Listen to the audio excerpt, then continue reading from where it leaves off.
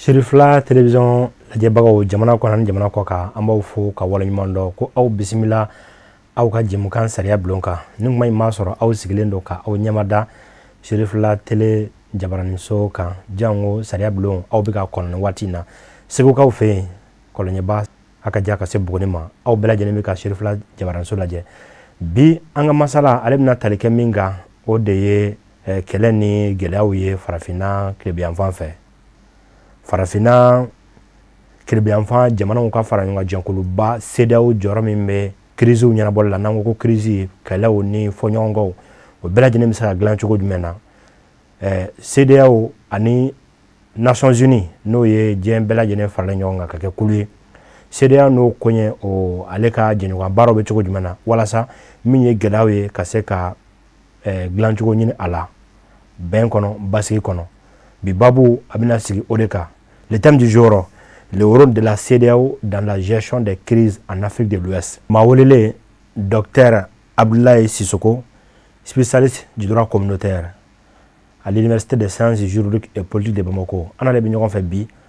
Voilà ça, CEDEAO, jɔyɔrɔ min bɛ a la gɛlɛyaw ɲɛnabɔli la, a kan ka kɛ cogo min na, est-ce que a bɛ ka kɛ ten? Sariya ye mun fɔ a la, est-ce que tɛmɛ bɛ ka k'o sira fɛ? Don tɛmɛnlenw na, Dr Sissoko a ye bɔdaw caman di mun ye bilasiralikan ye CEDEAO jamana marabagaw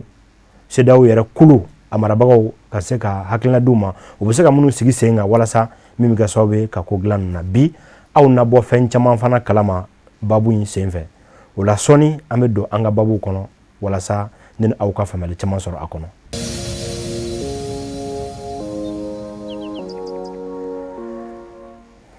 Ka foli kurakura aw yɔrɔ aw ka danaya bolili la Shirifla jabaraniso kan jango jɛmukan sariya bulon Mawolele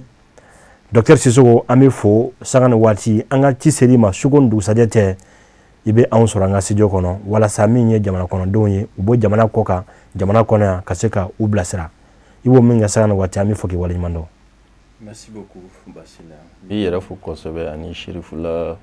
baarakɛla bɛɛ ani mɔgɔ tulo b'an na vraiment weleli diyara an ye merci.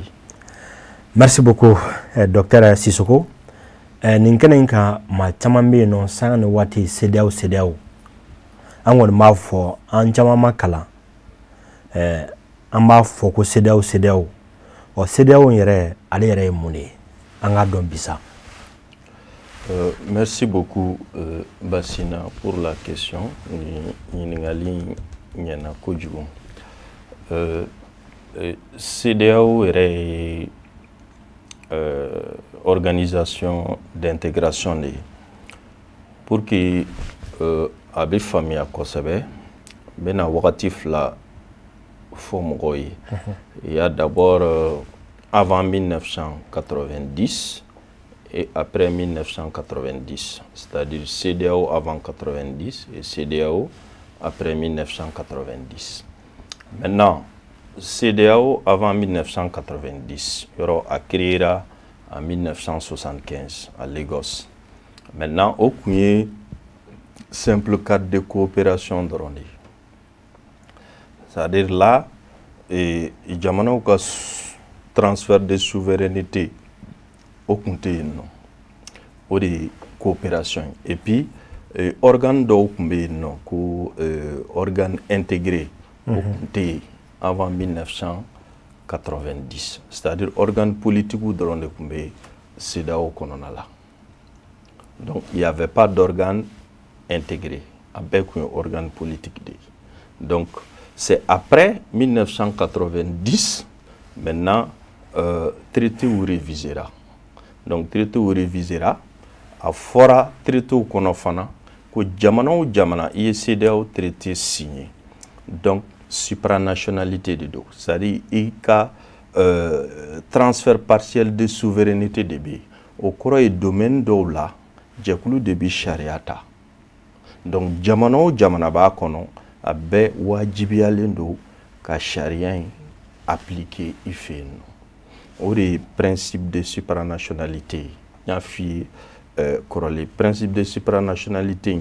c'est un principe cardinal du droit communautaire. Donc après 1990, CEDEAO traité révisé la traité révisé fanga dira CEDEAO traité ma kosɛbɛ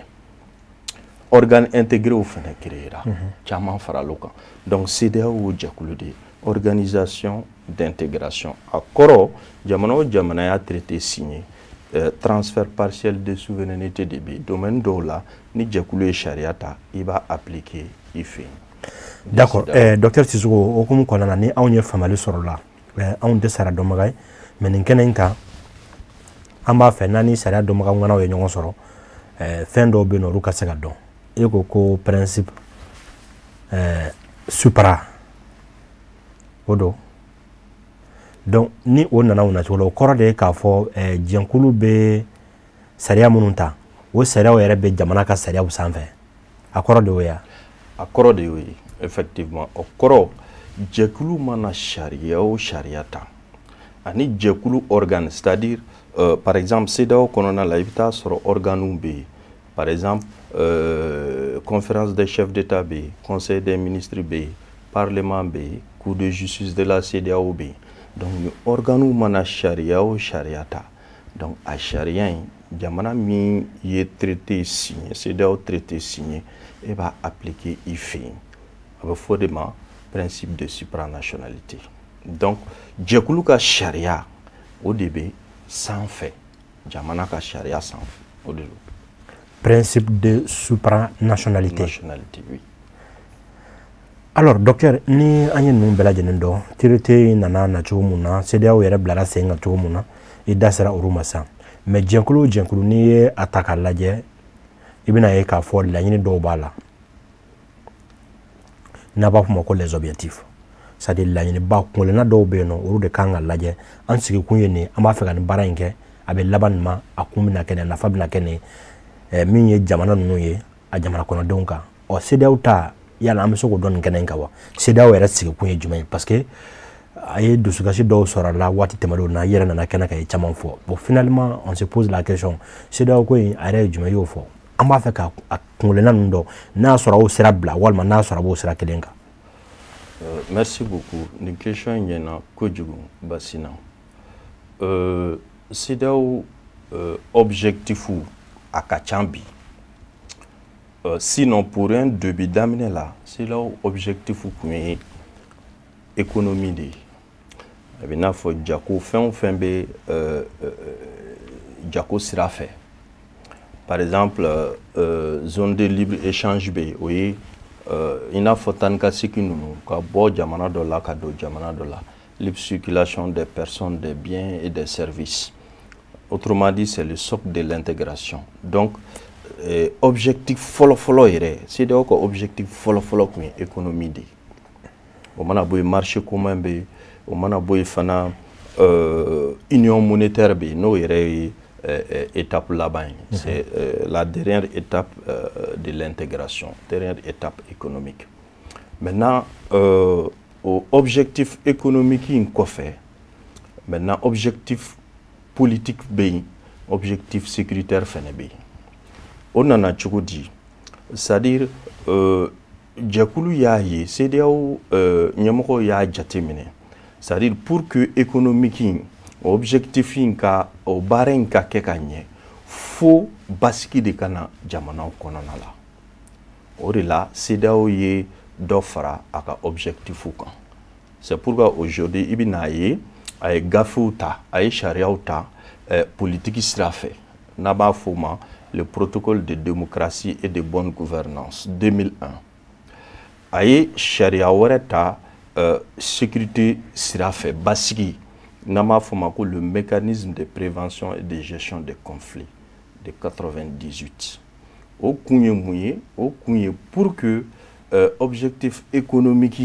min ye daminɛ yalasa o bɛ se ka ɲɛnabɔ lafiya kɔnɔ cogo min na donc u ye gafe wɛrɛw ta politique sira fɛ lakana sira fɛ pour que objectif in bɛ se ka kɛ lafiya kɔnɔ cogo min na o de la CEDEAO ye dɔ fara objectif kan c'est pourquoi aujourd'hui objectif politique b'a la objectif sécuritaire fɛnɛ b'a la parce que hakilina ye min ye ni basigi tɛ yen fɛn caman bɛ yen o tɛ se ka ɲɛ sɔrɔ Voilà, donc bakuruba la ni CEDEAO objectif oui. A diyara n ye anw ka jamana bɛ CEDEAO in kɔnɔ n'o ye Mali ye, an ka ba Mali b'a kɔnɔ. O hukumu kɔnɔna na ka kɛɲɛ ni an ka bi hakilina ye, an kɛlen bɛ ka thème min sɛbɛn, le rôle de la CEDEAO dans la gestion des crises en Afrique de l'Ouest. Anw bɛ an yɛrɛ ye o kɔnɔna na. Munna CEDEAO bɛ ɲɛsin bɛn sabatili ma jamanaw ni ɲɔgɔn cɛ? An b'a fɛ k'o de kun dɔn. Bari an y'a ye gɛlɛya nana yɔrɔ dɔw la, CEDEAO intervention kɛra, an ye gɛlɛya dɔw sɔrɔ a la. An ye misali ta Gambi kan, kalafili tɛmɛnenw na. CEDEAO i da sera mun ma, an y'o bɛɛ ye. Mais mun de la CEDEAO bi sen don jamanaw ni ɲɔgɔn cɛ, walima jamanaw yɛrɛ dama ka kungow ɲɛnabɔli la ni gɛlɛya nana? Merci beaucoup Bassina. CEDEAO bi intéressé sécurité la jamanaw kɔnɔ parce que a jateminɛ la k'a fɔ en tant que insécurité bɛ jamana kɔnɔ développement ma nɔgɔn. Et d'ailleurs au niveau international, droit international la bi au niveau des Nations Unies a yira k'a fɔ insécurité tɛ dɔrɔn i n'a fɔ bi ka marifa ta ɲɔgɔn kama, o dɔrɔn tɛ insécurité. Insécurité walakata bonyana. O de la bi famine n'a ma fɔ ma kɔngɔ, o jatelen don i n'a fɔ insécurité. Ah, o don bɛ ne kɔngɔ. Oui, au niveau des Nations Unies.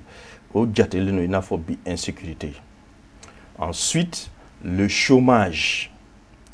O jatelen don i n'a fɔ insécurité. Barantanya. Barantanya. O jatelen don i n'a fɔ insécurité.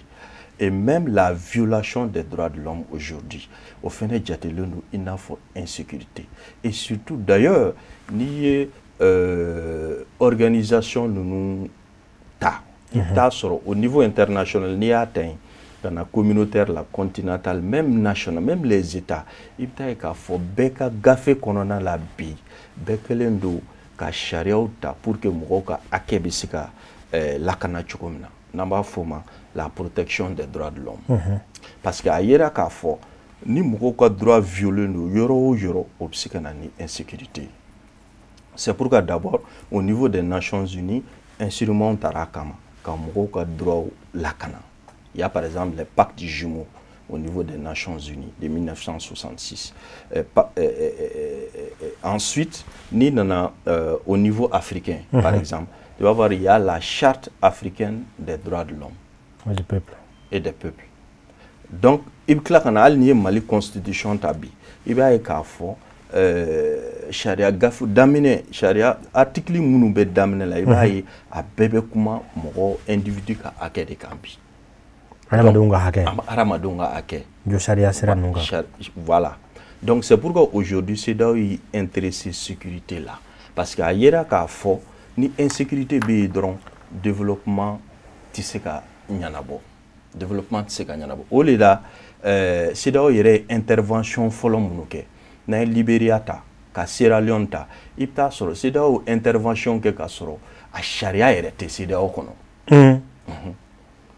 ba soro a sharia te CEDEAO kono mais utrani akilina jumaye utrani akilina dodo na ba fo ma ko doctrine o doctrine ne ya yira ka fo en tant que insécurité be fo iti se ka nyasoro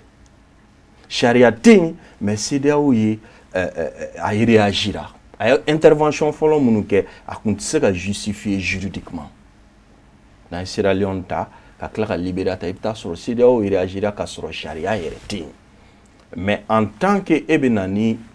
basigi toujours il faut no faut l'objectif de paix, c'est toujours l'objectif le bienvenu, c'est toujours le bienvenu. Donc c'est pourquoi CEDEAO bi intéressé jamana kono aka jamana crise là, parce que ayera ka fo en tant que insécurité bi développement de sekanya so basina. Docteur Njaranye o mais bini anye ataka lajɛ anw ka jamana a fɔra ko misali la MINUSMA ka bɔ anw ka jamana kɔnɔ o MINUSMA an b'a dɔn k'a fɔ ale kɔni ye diɲɛ fara ɲɔgɔn kuluba Nations Unies ka bɛnkan dɔ sigilen an ka jamana kɔnɔ o n'a sera kan CEDEAO ani Nations Unies ni o ye anw ka farafina ta ni diɲɛ bɛɛ ta jɛɲɔgɔn baara jumɛn bɛ u ni ɲɔgɔn cɛ bɛn sabati sira kan hakilisigi sabati sira kan cɛfɔ ni kanbɛn o sabati sira kan jango anw ka farafina tilebilan fan fɛ. Merci beaucoup Basina. Ni question in diyara n ye kojugu. D'abord droit international la mi fɛ k'o yɔrɔnin walawala dɔɔni. Niveau saba de bɛ yen droit international la. Niveau fɔlɔ an b'a fɔ o ma le droit international pur i n'a fɔ le droit des Nations Unies. Niveau filanan o ye le droit communautaire filanan ye. Maintenant niveau sabanan o ye les conventions bilatérales i n'a fɔ jamana fila ni ɲɔgɔn cɛ u bɛ se ka accord signer domaine dɔ la. Mais n'an ye Nations Unies sariyaw lajɛ Nations Unies sariya lajɛ i b'a ye k'a fɔ Nations Unies sariya b'a fɔ mɔgɔ o mɔgɔ ou bien jɛkulu o jɛkulu au niveau régional i n'a fɔ CEDEAO i n'a fɔ Union africaine en tant que u n'olu ka yeta ye kelen ye en tant que u n'olu ka objectif ye kelen surtout objectif de paix et de sécurité donc u bɛ se ka baara kɛ ni ɲɔgɔn ye. N'an ye chapitre 8 yɛrɛ ta kɛrɛnkɛrɛnnenya la article 52 i b'a ye k'a fɔ Nations Unies kɔnɔna la a fɔlen don olu bɛ se ka baara kɛ ni organismes régionaux ye yalasa ka na ni basigi ye jamanaw kɔnɔna la. Donc o de ye hakilina ye. C'est pourquoi aujourd'hui Nations Unies la question de crise là c'est géré par deux principes cardinaux. Premier principe de l'interdiction du recours à la force. Au kɔrɔ kɛlɛ mana wuli fan o fan insécurité mana wuli fan o fan Nations Unies sariya ko a bɛ sigi ka fɔ de waleya fɔlɔ a bɛ sigi ka fɔ de kɛ o de ye diyagoya ye sigi ka fɔ de ye diyagoya ye n'an b'a fɔ o ma aujourd'hui la socialisation des crises mondiales ni kɛlɛ bɛ yen fana Conseil de sécurité de l'ONU toujours ale bɛ se ka na i sen don a la yalasa ka siraw yira a la a bɛ se ka ɲɛnabɔ cogo min na. O ye principe fɔlɔ ye. Principe filanan ye mun ye o ye la sécurité collective. O kɔrɔ bamanankan na e ka lakana o ye ne ta ye ne fana ka lakana o ye e fana ta ye. Donc ni crise bɛ yen toujours Conseil de sécurité de l'ONU a bɛ se ka na i sen don a la n'an b'a fɔ o ma ko socialisation des crises. D'abord a tɛ se ka a daminɛ ni kɛlɛ ye a b'a négocier o de ye diyagoya ye l'obligation de négocier. Ensuite n'est-ce pas toujours Conseil de sécurité de l'ONU bɛ se k'i sen don a la ka siraw yira aw la yalasa a kana se ka lakana bali cogo min na parce que n y'a f'i ye cogo min na bi fɛn min yɛrɛ ka gɛlɛn Nations Unies ma o ye paix et sécurité de ye. Donc CEDEAO fɛnɛ kɔnɔna la l'objectif aujourd'hui n y'a f'i ɲɛna cogo min même CEDEAO intervention fɔlɔ minnu kɛ sariya yɛrɛ kun tɛ yen mais tellement que sécurité c'est primordial donc CEDEAO réagit là ka na ni basigi ye. Donc l'objectif de paix c'est toujours le bienvenu. Donc Nations Unies sariya kɔnɔ problème fosi t'o la a bɛ se ka baara kɛ ni organismes régionaux ye ka basigi la na a jamanaw kɔnɔna la Basina. Ne diyara n ye Docteur Sisoko mais bi ni an ye jateminɛ kɛ vous en tant que chercheur spécialiste en droit communautaire min ye basigi sabatili ye bi an ka jamanaw kɔnɔna na e bɛ se ka bɔda jumɛnw yira bi CEDEAO bɛ se ka minnu tagama walasa ka se ka bɛn sabati an ka jamanaw kɔnɔ min ye golofina jamanaw ye. Merci beaucoup Basina. I ka nin question in ɲɛna kojugu parce que n'a y'a jateminɛ crise minnu bɛ wuli généralement farafina i bɛ taa sɔrɔ a solution t'an bolo ou bien a solution ka gɛlɛn an ma kojugu mun de bɛna n'o ye fɔlɔ c'est à dire mɔgɔ i kana u b'a fɔ bamanankan na cogo min yanni ka jɔrɔ i bin yɔrɔ la i talonna yɔrɔ min i bɛ yen de lajɛ fɔlɔ donc on a un système importé un droit importé c'est à dire an sariya dɔ de ta ka na sigi an fɛ yen min ni an ka kɔrɔlenw yɛrɛ tɛ taa mais a ma tiɲɛ a ma tiɲɛ parce que an bɛ se ka a n'an taw fana ɲagami ɲɔgɔn na an bɛ se k'u don ɲɔgɔn na yalasa ka caman bɔ an ka problème na ou bien ka crise solution ɲini solution fɔlɔ ne bolo o ye basina ka jamana ɲɛmɔgɔ minnu bɛ yen nɔ k'u alerter joona c'est à dire ka kum'u fɛ joona yan'u ka maga sariya sunba la parce que n'an ye mun jateminɛ population bɛ bɔ mais yanni population ka bɔ i bɛ taa sɔrɔ très généralement farafina jamana ɲɛmɔgɔw bɛ maga sariya sunba la k'a yɛlɛma donc yanni o cɛ ni mandat banna CEDEAO ɲɛmɔgɔw aw bɛ se k'a fɔ jamana ɲɛmɔgɔw ye joona vraiment mandat banna i bɛ se k'a bila mais n'u y'a to a ka maga sariya sunba la ni population bɔra vraiment a situation gérée ma nɔgɔ o ye ne ka proposition fɔlɔ ye maintenant n ka proposition filanan ye jumɛn sisan o ye ka conseil des sages renforcer c'est vrai qu'il y a un conseil des sages au niveau de la CEDEAO mais o kɔrɔ ye jumɛn o ye i n'a fɔ sisan farafina kɔnɔna la i bɛ taa sɔrɔ basina an ka maakɔrɔw tun bɛ yen problème mana juguya cogo cogo crise mana na cogo cogo i bɛ taa sɔrɔ an ka maakɔrɔw bɛ wele n'an b'a f'u ma les sages mɔgɔ minnu les doyens b'a dɔn doyen c'est généralement le plus âgé mais aussi le plus expérimenté olu bɛ wele u bɛ kuma fo ka bɛn bɛ kɛ bɛn bɛ k'a la exemple la Mali la an bɛ se ka Ousmane Chérif Aïdara ta Sénégal an bɛ se ka le calife général des Mourides olu bɛ se ka ta parce que an y'a ye n'a gɛlɛyara n'a tigɛra k'a tɛ tugu toujours a bɛ taa laban an ka sages ninnu de ma diinɛ ɲɛmɔgɔ an ka maakɔrɔ ninnu diinɛ ɲɛmɔgɔ par exemple an bɛ taa se olu de ma pour que olu ka kuma fo ka bɛn bɛ se ka k'a la cogo min na donc o ye ne ka proposition filanan ye maintenant ensuite u bɛ se ka araba parabolo ko c'est à dire k'o renforcer k'o sɛbɛn a kɔnɔ yɛrɛ gɛlɛkansigi yɛrɛ oui gɛlɛkansigi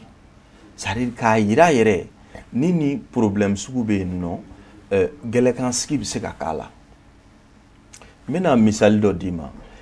Cour africaine des droits de l'homme par exemple la Cour africaine des droits de l'homme et des peuples maintenant a créera mais